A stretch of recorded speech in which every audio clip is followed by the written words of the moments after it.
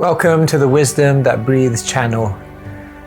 Across all our platforms, we try to share wisdom which is relevant and accessible to everyone. But on this particular platform, we go deeper into some of the ancient principles found within the scriptures. If you find some of the terminology difficult or inaccessible, then go over to our Keshava Swami YouTube channel where you'll be able to find other content which is perhaps more relatable. Thank you and enjoy the wisdom that breathes.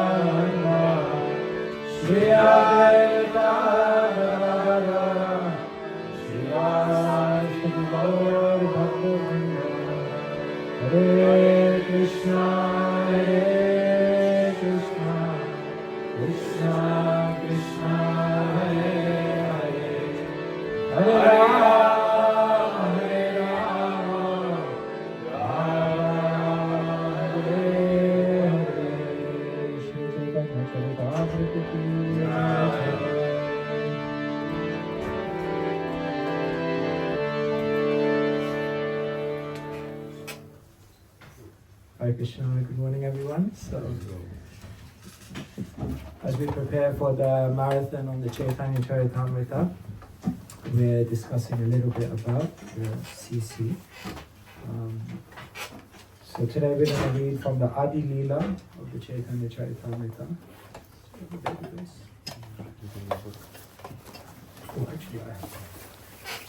So today we're going to read from the Adi Leela of the Chaitanya Charitamrita.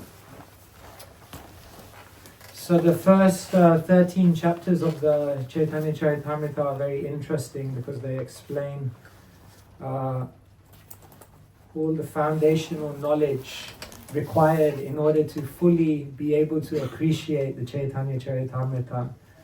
So one of the subjects that's talked about in the beginning of the Chaitanya Charitamrita is how the book was written.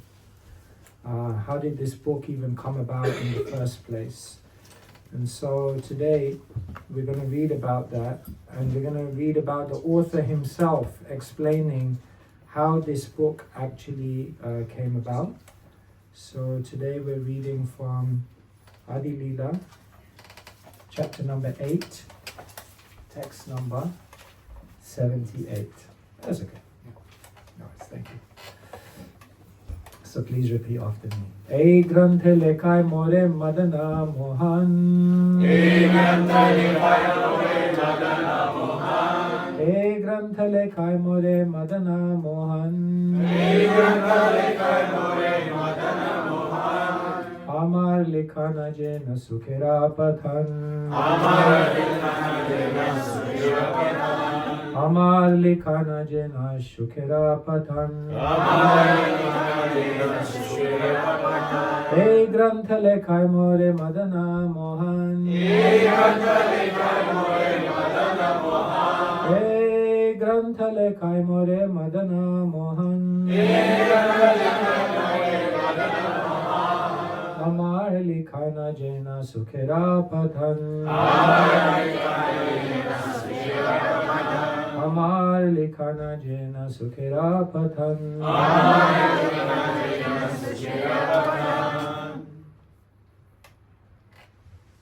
Hey Grantha Lekhai More Madana Mohan. Amara Likhana Jena Sukhera Pathan.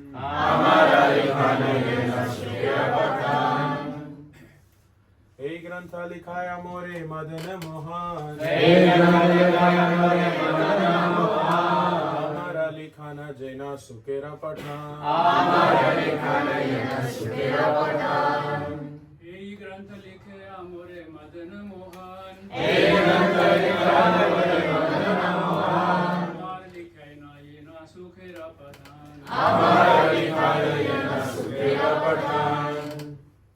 Pathan.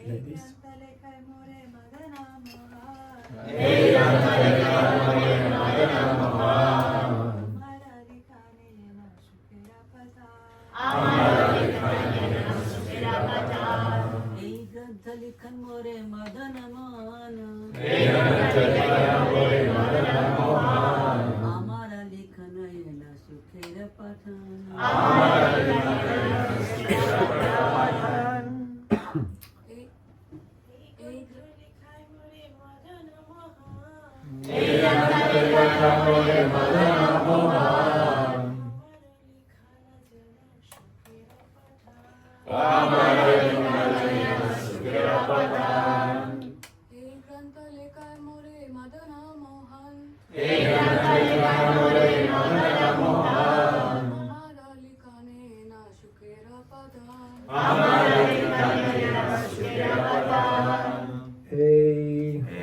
Yes, Grantha, great literature. Lekhai causes me to write. More, unto me. Madana Mohana, the deity. Amar, my. Likhaya, writing. Jaina, light. Sukhera, of the parrot. Patana, responding. Translation and purport by His Divine Grace, Srila A.C. Bhaktivedanta Swami Srila Prabhupada Ki Jai. Translation. Actually, Sri Chaitanya Charitamrita is not my writing, but the dictation of Sri Madana Mohan. My writing is like the repetition of a parrot. It's very interesting. You know, like they sometimes have those award ceremonies and then you have to go to the front and make a speech. So imagine someone came, you know, the Oscars or something. Actually, I didn't do anything. It was someone else. That's what Kaviraj Goswami is saying. Purport. This should be the attitude of all devotees. When the Supreme Personality of Godhead recognizes a devotee, He gives him intelligence and dictates how he may go back home, back to Godhead. This is confirmed in Srimad Bhagavad Gita 10.10. Tesham satatayuktanam bhajatam vidipurvakam tadami buddhiyogam tam yenamahumayantite. To those who are constantly devoted to serving me with love, I give them the understanding by which they can come to me. The opportunity to engage in transcendental loving service of the Lord is open to everyone, because every living entity is constitutionally a servant of the Lord. To engage in the service of the Lord is the natural function of the living entity, but because he is covered by the influence of Maya, the material energy, he thinks it to be a very difficult task. But if he places himself under the guidance of a spiritual master and does everything sincerely, immediately the Lord, who is situated within everyone's heart, dictates how to serve him. The Dami Buddhi Yogam Tam. The Lord gives this direction, and thus the devotee's life becomes perfect. Whatever a pure devotee does is done by the dictation of the Supreme Lord. Thus it is confirmed by the author of Sri Chaitanya Charitamrita that whatever he wrote was written under the direction of the Sri Madan Mohan deity. Srila Prabhupada ki jai, Krishnadas Kaviraj Goswami ki jai. This is incredibly mystical, and this is incredibly attractive. Every single living entity has the opportunity to be an instrument. Every single one of us have the opportunity that Krishna may just smile on us and say, now I'm going to work through you. Now I'm going to tell you what to say. Now I'm going to tell you what to write. Now I'm going to tell you what to do. Every single thing Krishna is willing to dictate to the devotee. This is what it means to become empowered. So Krishnadas Kaviraj Goswami, he's saying that I didn't write the book. I'm like a parrot.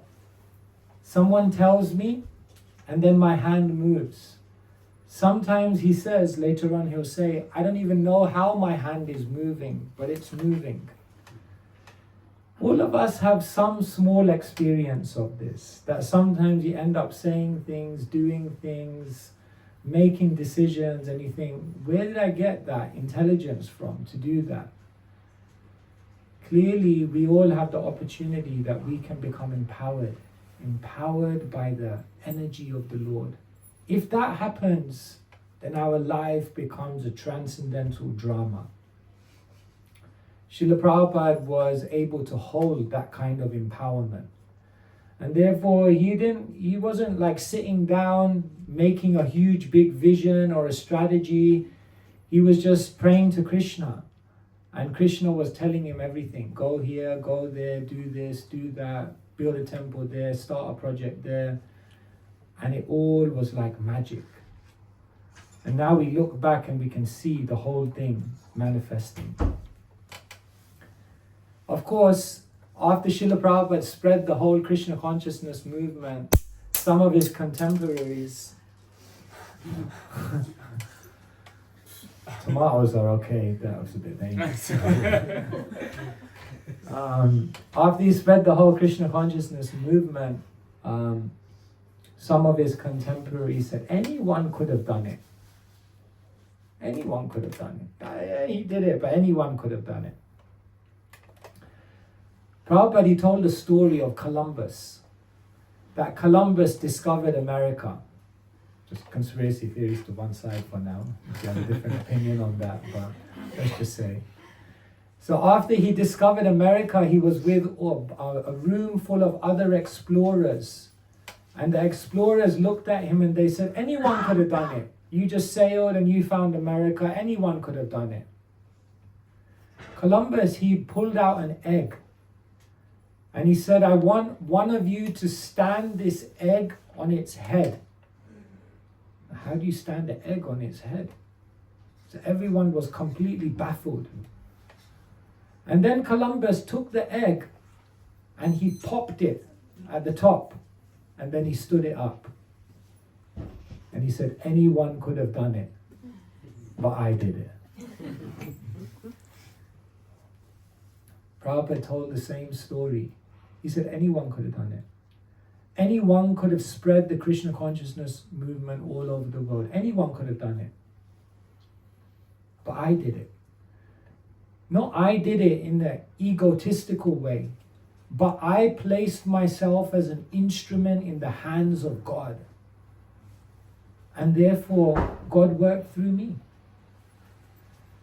So this opportunity is there for every single one of us. Imagine we could just be an instrument in the hands of divinity. That's how devotees do incredible, magical, mystical things in the world. And we can all be that. But what does it take to become an instrument? What does it take to be empowered? How did Krishnadas Kaviraj Goswami get to this point where he's like, I just close my eyes and Krishna tells me what to write and I write? How did he get to that point? Well, if you look at his life, then his life will give you the many lessons that we need to learn if we also want to become empowered. In the Chaitanya Charitamrita, Krishnadas Kaviraj Goswami, his story begins in a place called Jamatpur. He was living in Jamatpur. His brother was Shamdas, and they were worshipping the deity in their home. They were very nice devotees, and the priest, his name was Gunarnava Mishra. So everything was all good. However, something was not good. Kaviraj Goswami, he knew that Lord Chaitanya and Lord Nityananda, they're the two lords who have descended in this world to deliver everyone from the ignorance of Kali Yuga. But his brother had great faith in Lord Chaitanya, but didn't have faith in Nityananda. So he only got half the equation right. So, because his brother was of this mentality, the priest was also of this mentality. Lord Chaitanya, worshipable. Lord Nityananda, that's all right. One day a great devotee came to the home of Kaviraj Goswami. His name was Minikaitan Aram, and he was a great devotee of Nityananda. So when Minikaitan Aram came to his home, then Krishnadas Kaviraj Goswami was over the moon, but Gunarnava Mishra didn't respect him appropriately. He didn't receive him. You see, if a guest comes to your home and you don't receive them appropriately, then it's considered very, very uncultured. So, Minikaitan Aram was very, very humble. He didn't have any pride, like, why have you not received me well? But he understood that he had not been received well because the priest and the brother of Krishnadas Kaviraj Goswami, they did not respect Lord Nityananda. And for that, he couldn't take that. He could take that he was disrespected, but he couldn't take that his worshipable Lord was disrespected. And therefore, Minikaitan Aram left angry. When Krishnadas Kaviraj Goswami found out that someone has left their home angry, he realized this is the end of the story. If someone, a great devotee, becomes displeased, then it becomes very, very difficult situation. So all night he couldn't sleep. All night he couldn't do anything else. He was in so much anxiety. And then in the night, Nityananda came to him in a dream. Are Hare Krishna Das na karaha bhai Vrindavana yahataha sarvalabhya hai. Are Hare Krishna Das, oh my dear Krishna Das, na karaha bhai, don't worry about anything. Vrindavana yahataha, when you wake up in the morning, go to Vrindavan. Sarvalabhya hai. And there in Vrindavan, you'll get everything. Just imagine. Imagine you woke up this morning and, Lord Nityananda came to you in dreams. Okay, don't worry about anything. Just pack your bags and go to Peru. Okay, what do I do there? Krishnadas Kaviraj Goswami heard the call of Nityananda. Go to Vrindavan? But what am I going to do in Vrindavan? Where am I going to live? How am I going to survive? What's my life going to be like? All these questions come up. The amazing thing is that when Kaviraj Goswami was told, And when his life just moved in a different direction, he just fully moved with the plan of the Lord. This, dear friends, is the first secret to becoming empowered by Krishna. You have to be detached from your plans. Do you have a plan for your life? We all have a plan. We all have an idea. We all have a vision. It's going to go like this, and then this is going to happen, and then I'm going to be here, and then that's going to work out. And we got it all figured out in our mind. And then Krishna comes and says, I got a different plan. I want you to change your plan. I want you to let go of your ideas. I want you to let go of your desires of how you thought it would go, because I've got something better for you. If one is able to be detached from their plans, if one is able to be flexible and fluid, then one can receive empowerment. Because you know what? We think we have the best plans. But Krishna is an expert chess player. He knows like 15 moves ahead. He's better than the guy in India who's the chess champion. He's also good, but Krishna's even better, right? He's like, he knows so many moves ahead. And he's moving the pieces and we have no understanding, like where is this going? But Krishna's got it 20 steps ahead, 100 steps ahead. So therefore, if one is wise, then one realizes when Krishna changes my life around, when he moves the plan, let me walk with the plan. But is it hard to give up your plans? Is it hard to give up your vision? Is it hard to let go? Very hard. But person who is able to do that, they set themselves up for transcendental magic to happen in their life. Prabhupada wanted to preach in India, but it didn't work. Detached, went to America. Prabhupada arrived in America, Butler, Pennsylvania.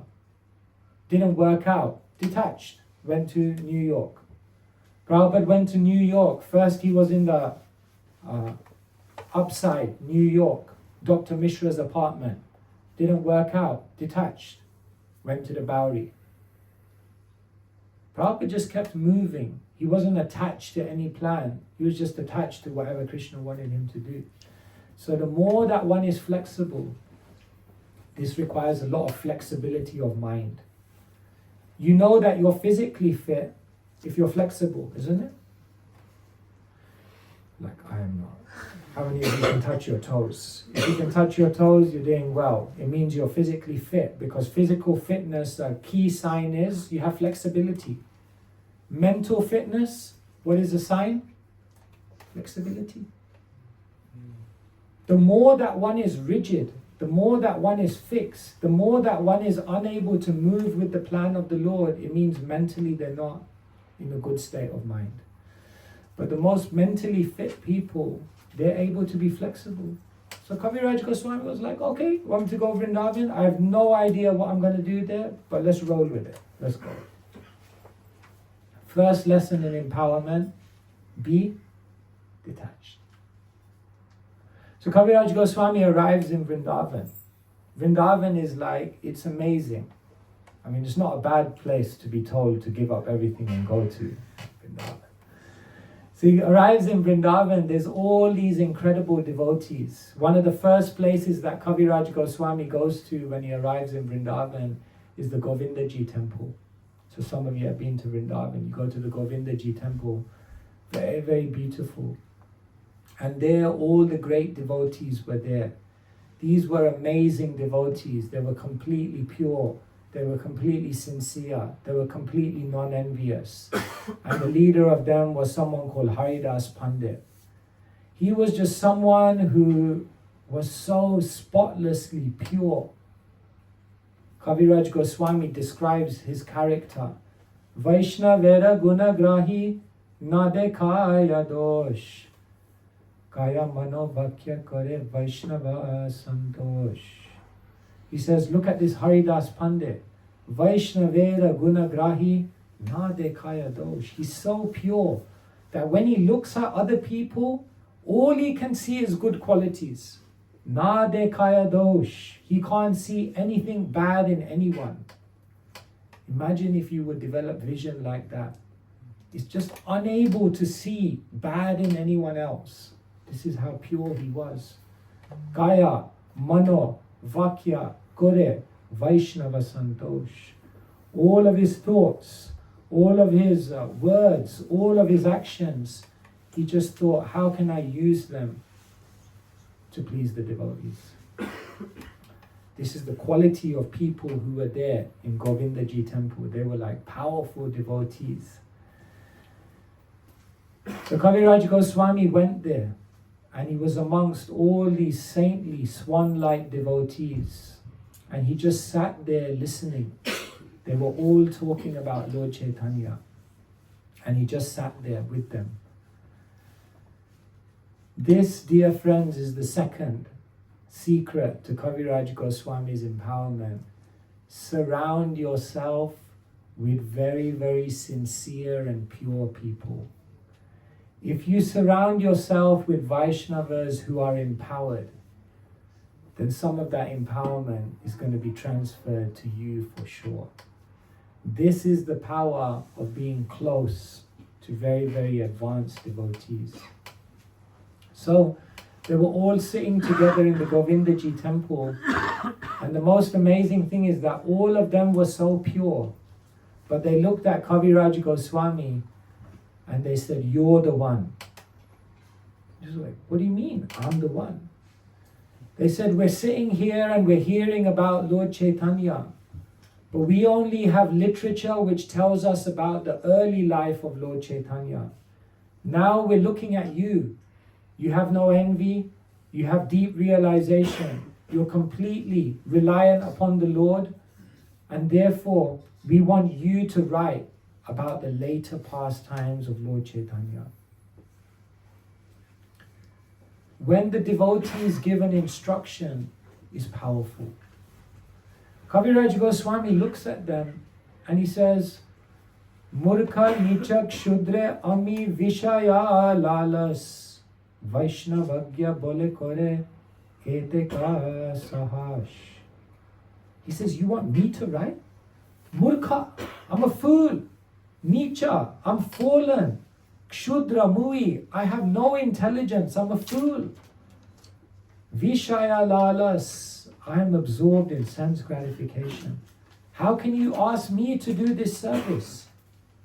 But then what does he say in the next line? Vaishnavagya bole kore eitika sahash. But the Vaishnavas have told me. The Vaishnavas have instructed me. Eitaka sahash, and therefore I've become very enthusiastic to serve. In other words, Kaviraj Goswami knew that if a devotee tells you to do something,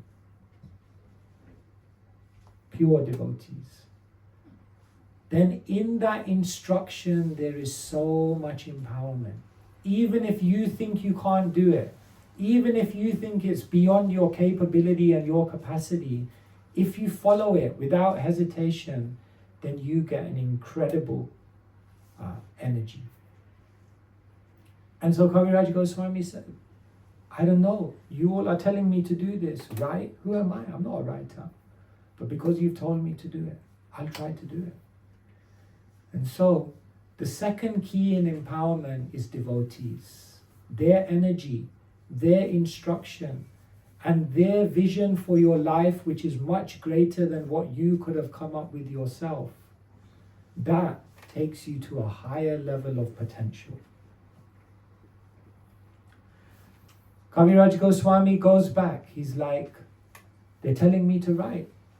I don't know, I'm not a writer. I don't have intelligence. But they've told me to do it, let me try. And therefore, he feels as though he doesn't have the skills. He doesn't have the capacity. Kaviraj Goswami, by this time in his life, is very, very old. He says, what to speak of writing, I can hardly even hold the pen. My hand is shaking. How am I going to write a whole book? And there, he just prays. It's difficult. It's hard. He's out of his comfort zone. It feels like it's just not going to be possible, but he continues on. This is another key to empowerment. Difficulty. The readiness to be able to take difficulty in Krishna's service.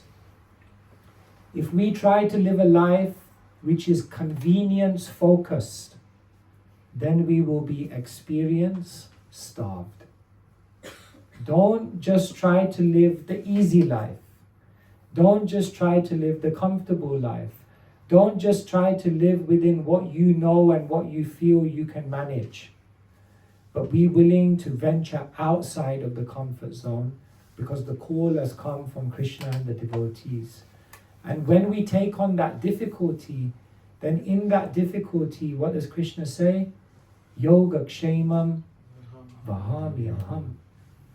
I will preserve what you have, and whatever you're lacking, I will give you. I'll make it up. I'll make up the distance of whatever you feel you can't manage because it's out of your comfort zone. I'll come and help you. So if in our life we never do anything difficult, if we never see what we've done in the world today is we've made difficult and extreme. If I say, what's the opposite of easy? What would you say? Hard, difficult. Easy on one side, difficult on the other side. But that's wrong. Easy is on one side, and the opposite of easy is impossible. And difficult is in the middle. Don't think that difficulty is an extreme that you should try to avoid in your life. Difficulty is the medium that you should always be walking, because that's where the most growth takes place. So Kaviraj Goswami was ready to embrace the difficulty. And therefore, Krishna was watching. And therefore, Kaviraj Goswami says, Madan Mohan began to dictate to me what to write. So Kaviraj Goswami writes 11,500 Bengali verses. Not just Bengali verses, he quotes from all the major scriptures. And he writes this incredible book, Chaitanya Charitamrita. And at the end of every single chapter, he's like, this is working like clockwork. Madan Mohan is telling me to write. And at the end of every chapter, what does he say? Shri Rupa Raghunath Padejara Ash Chaitanya Charitamrita Kohe Krishna Das. He's getting empowered. But at every moment, at the end of every chapter, he knows he's getting empowered. He knows the energy is there. He knows something amazing is coming about. But what does he say? Praying at the lotus feet of my spiritual masters and taking their shelter always, I, Krishnadas Kaviraj, narrate Chaitanya Charitamrita. In other words, he never allows any ego to come into the equation. Because the tendency is when it's going right, when it's going good, when it's working out, when the claps are coming, when the appreciation is arriving, when the videos are going viral, then you think, yes, what can I say? But every moment, Kaviraj Goswami reminds himself, Shri Rupa Raghunath Padajari Ash. I have to take shelter. I'm dependent on them. The moment they withdraw their mercy, I'm nothing. I'm zero. And therefore, he never gets into the ego of thinking, I'm the doer. Kartaham iti manyate. This is the spirit soul bewildered by ego. Thinks, I'm doing it all. No, you're not doing anything. Because the moment Krishna takes it away, again you'll become a mouse. So this is the other secret from Kaviraj Goswami's life, that he always remained dependent on the Lord. So like this, as you study the life of Krishnadas Kaviraj Goswami, you get all the secrets of what it means to become an empowered devotee. What he's basically saying is that each one of us in the room have the power to channel the mercy of Krishna. But the first qualification is detachment. You have to be detached from your plans, because Krishna's plan is much better. But you have to be willing to let go. Second thing is devotees. Always surround yourself with powerful devotees and try to understand the will of God through the word of the devotee. Listen out for the instructions. Listen out for the guidance. Listen out for what they tell you to do in your life, because that's probably Krishna speaking to you through their mouth. Therefore, the second is devotees. The third thing is difficulty. Don't be scared to do something difficult, to do something hard, to come out of the comfort zone. Because it's in that moment that you realize, I can't do this. And therefore, you have to rely on Krishna. And in that moment, Krishna appears and invests you with something very, very magical. And the fourth one is, as you go on this journey and you're becoming empowered, always remain dependent. Never feel that you've cracked it. Never feel that you're the one doing it. But realize that I've just been the recipient of great mercy, and therefore I'm able to do something. I was no one, and now people think I'm a someone, but actually I'm a no one. But what's happened is that the Lord's invested His mercy in me, and therefore I'm able to do something. And therefore my life has become meaningful. And therefore no ego, no pride, no sense of I'm the doer. And so like this, by being detached, by being surrounded by devotees, by embracing the difficult, and by always remaining dependent, what will happen is that you can become an instrument of Krishna. And if we become an instrument of Krishna, Krishna will tell you what to do. Krishna will tell you what to say. Krishna will give you all the ability to do the amazing services you want to do for Him. And Krishna will make your life a transcendental drama. And that's exactly what happened to Krishnadas Kaviraj Goswami. And therefore, he says, I didn't write it. I didn't write it. And he's saying it with full conviction. I am just like a parrot. Krishna, Madan Mohan, wrote it through me. Krishnadas Kaviraj Goswami Ki Jai. So now we've got the marathon, the CC marathon.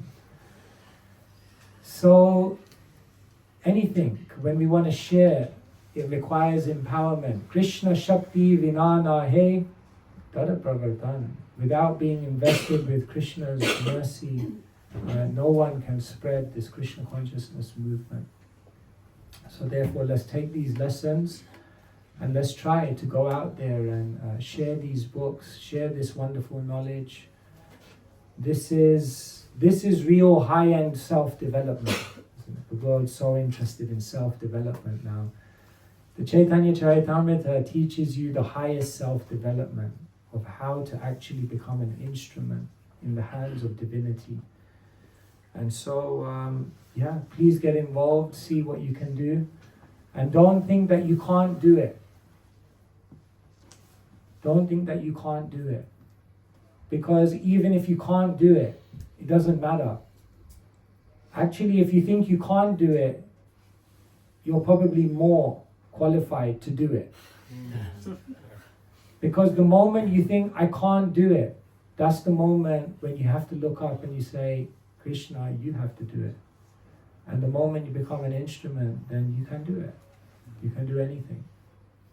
So let's take these lessons, become empowered, become gardeners, and plant all these seeds so that the world can know that everyone has the opportunity to contact God, to feel the presence of God, to feel the energy of God.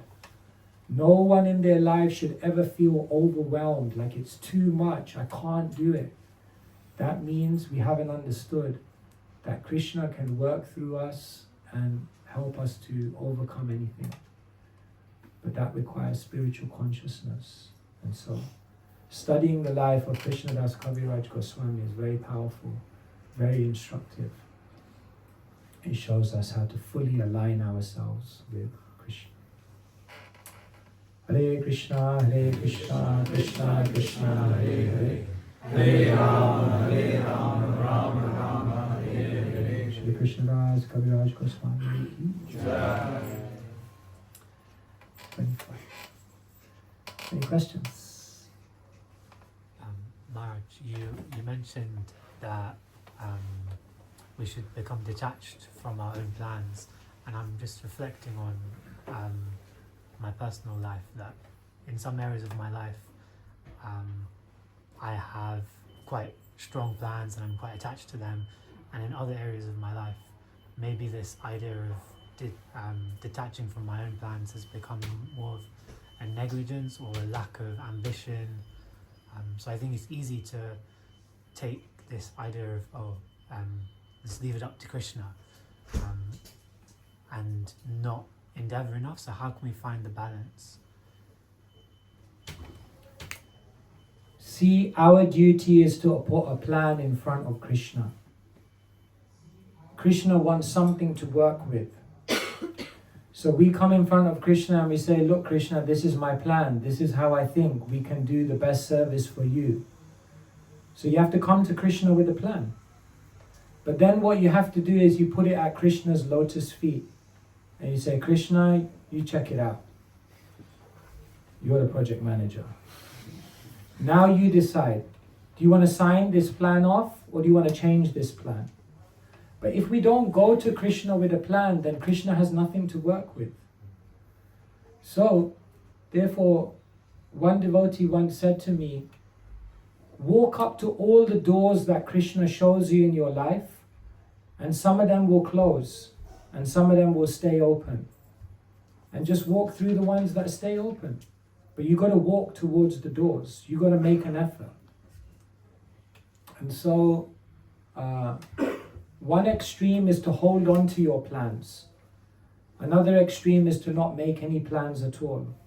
So the middle ground is make a plan and then put it in front of Krishna. And then Krishna will make it clear whether he wants you to change it or not. And all of our plans, we have so much faith in our plans. But if we look at our track record, we didn't always make the best plans, the best decisions, right? So we should also be a little humble to say, like, Krishna, I always think I've got it figured out, but maybe I haven't. And therefore I'm ready now. I'm ready to move with your plan. So yes, make an effort. Don't be lazy. Rack your brains, but then realize your brains aren't enough. Krishna. We need Krishna's. Dadami buddhi. We need the intelligence from him. If we rely on the intelligence here, it's limited. But Krishna says, Dadami buddhi. I give you extra intelligence.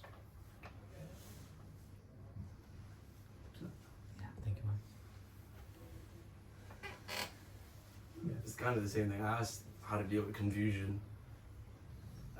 If there's like a specific way, because even sometimes when you leave it up to Krishna, your mind gets very confused, and it's the confusion that sends you like down about a spiral. what, for example, what decision to make in a particular situation. Yeah, it sends you down a See, spiral. the thing is, sometimes we're always thinking, is it decision A or is it decision B? Is it A or is it B? I don't know, I'm completely confused. Is it A or B?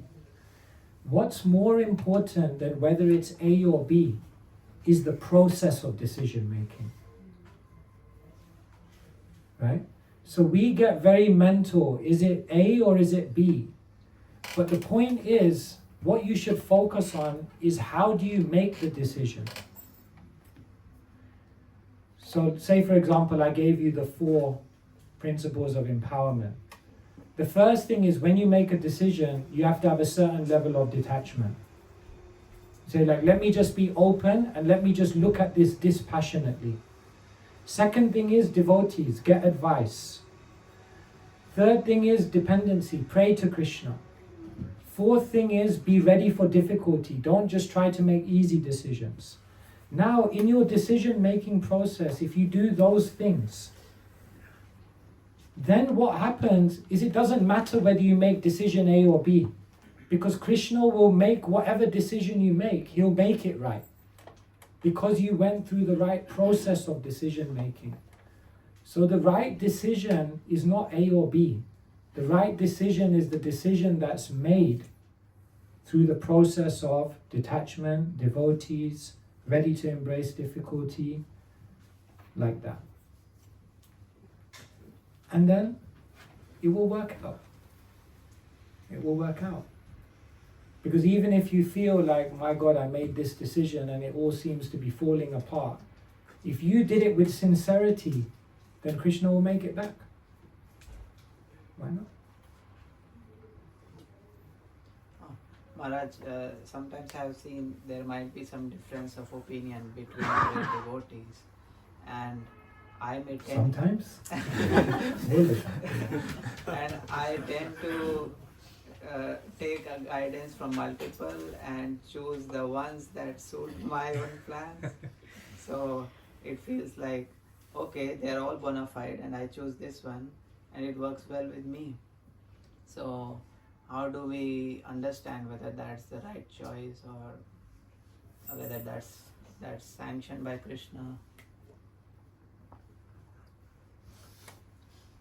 I think that it's good to hear from different devotees, because different devotees have different illuminations, realizations, perspectives. They can all challenge you in different ways. But then ultimately there should be someone who you put more faith in and who you bring all the other opinions to, along with your opinion. And then you try to take more specific guidance from them. Eventually we get to the point where we can hear Krishna within our heart telling us what to do. But to get there means you have to have an incredible level of purity. Until we get there, we need to try to hear from someone who has that kind of purity. So it doesn't mean now you have to shut down everyone. You can hear from everyone. Be illuminated by many Vaishnavas. But in a case where there are competing opinions, have someone whose opinion you hold in higher regard and try to take more specific direction from them. Then you're protected. Is that? Yeah, Hari. How can we not only externally following the instructions, but also internally having this one-pointed focus and remove all doubts or anxiety that can come from the instruction itself? So when we get an instruction, we may follow it externally, but internally we have a lot of doubts, we have a lot of resistance, we're kind of dragging our feet, like, do I really have to do this? How do we let go of that internal and align ourselves not just externally, but internally as well with that plan? Well, the first thing is that one must become humble, like I was saying. We have to realize that I made a mess of it in my life so many times, thinking I had it all figured out. So the first thing is, let me not take my own feelings, let me not take my own ideas, let me not take my own vision of everything so seriously. Unless one has that humility, there will always be some internal resistance, thinking, I don't think this is the right thing, I know better. But when one has humility, then one is more ready to embrace that which doesn't immediately resonate with them. Because one realizes that not everything that resonated with me in my life was always the best for me. So let me just be humble and let me just... So one thing is we have to have humility on our side. Not to take our feelings too seriously. But the second thing is we have to develop more and more faith in the sadhu. Srila Prabhupada had so much faith in Bhaktisiddhanta Saraswati Thakur that when he told him to do something, Prabhupada said, my spiritual master told me to print books. I followed this instruction blindly. I had no idea, like, what is that going to do? But Prabhupada said, I followed it blindly. Because he had faith in the person. You see, even if you don't have faith in the instruction, but if you have faith in the person, then it's just like, okay, well, what to do? I mean, this person is amazing. I have no idea why they're telling me to do this, but let's roll with it. In today's world, it's very difficult to put faith in other people. But you'll see in the history of our parampara that where there was an individual who was able to put their faith completely in someone who was qualified to accept that faith, the most magical things in the world happened. And therefore, we must all in our life find a sadhu, a saintly person. Guru Mukha Padma Vakya, Chitate Koriya Aikya. Allow my words to be, allow my mind to be purified by the words emanating from his lotus mouth. So, we have to work on that. But if you have faith in a great soul, that's enough. I'll take you back to Godhead.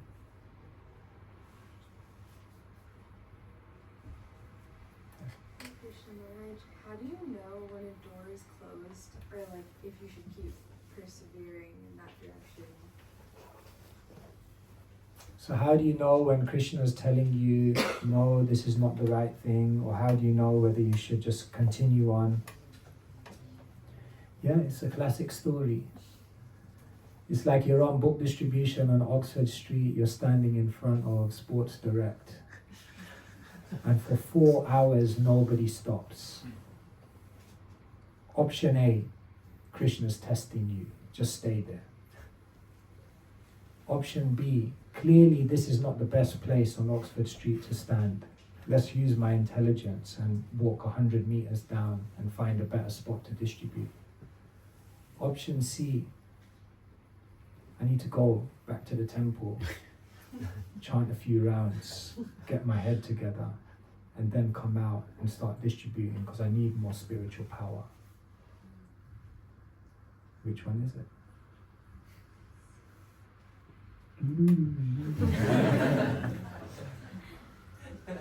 Again, it's not A, B, or C. It's the decision that you make with sincerity.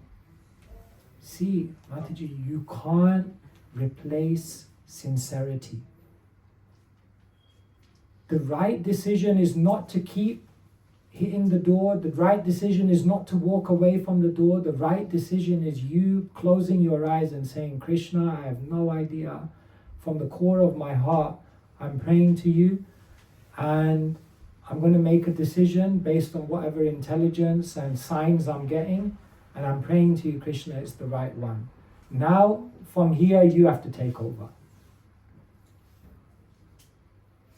So again, the right decision is not A or B. The right decision is the decision with sincerity of intent. And that, I can't tell you a formula for that. We all know in our life when we made a decision because it was an easy decision. And we know when we made a decision, it wasn't necessarily the easiest decision, but we had faith that this is what Krishna wants me to do. So that's what we have to do. I don't know if that helped. Yes.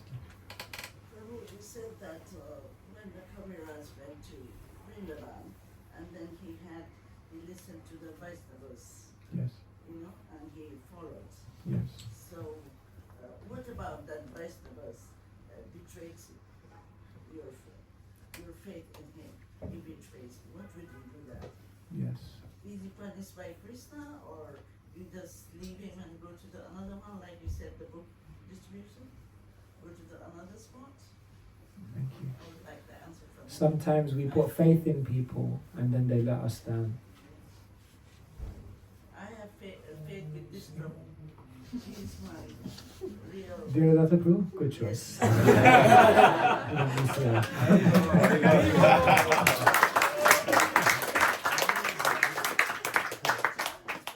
many years. Soon Krishna will be speaking to you. Mataji, it's like that. We live in a world where people break our faith. Let's be honest, we've broken other people's faith as well. So I was broken But for 4 years. we should never lose the principle. We should never lose faith in the principle of faith. Someone may break your faith, but never lose faith in the principle of faith. And therefore, we have to understand whatever happens to us is an experience that we have to go through. What can I learn from it? What could I have done better? What can I do next time I approach a Vaishnav to ensure that I'm putting faith in this person for the right reason? And we try to learn the lessons and then we move on. See, because if you don't put a faith in the Vaishnav, then you're going to put faith in your mind. So you have to live, you can't live without faith. So who do you want to put faith in? It's only a question of who you want to put faith in. Because my first faith, I call him Chinese Prabhu. I don't know his name. You know, for so many years, and he never betrayed me. And anything I wanted, he always helped me. So I thought all the Vaishnavas are like him. Then I started blindly. Follow the other. It's good. He became sannyasi. Before he was not brahmachari. Yeah. He came fresh from the UCL college. Topper. Thank you. I cannot believe that so highly educated man will leave everything and change his orange face. UCL has that effect on you.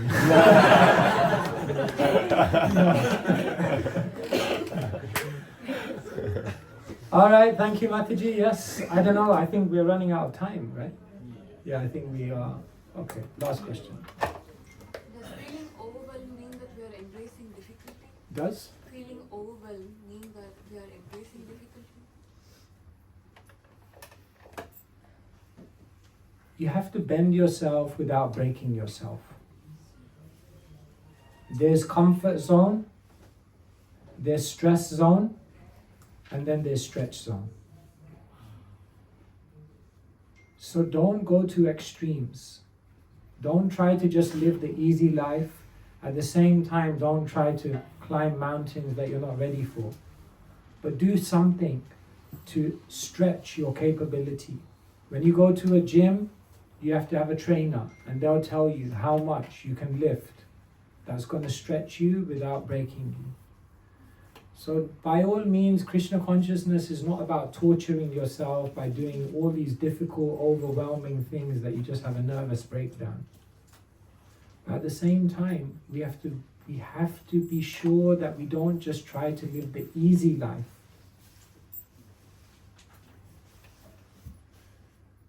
See, exercising is hard, but being ill is hard. Studying is hard, but failing is also hard. Waking up and going to work on Monday is hard, but being unemployed is also hard. Doing your sadhana is hard, but feeling like there's so much I want to experience in Krishna consciousness but I haven't done it, and feeling that regret is also hard. So don't take the easy option, because in the end you might realize that the easiest option is the hardest to live with, because you feel like I didn't achieve what I could have achieved as a servant of Krishna. So don't be convenience focused, because then you'll be experience starved. But at the same time, do it in balance. That's why Kaviraj Goswami had the Vaishnavas. And the Vaishnavas told him, you can do it. And because they had a relationship, he could do it. And therefore he produced this amazing book. Alright? Alright everyone, thank you so much. Jai.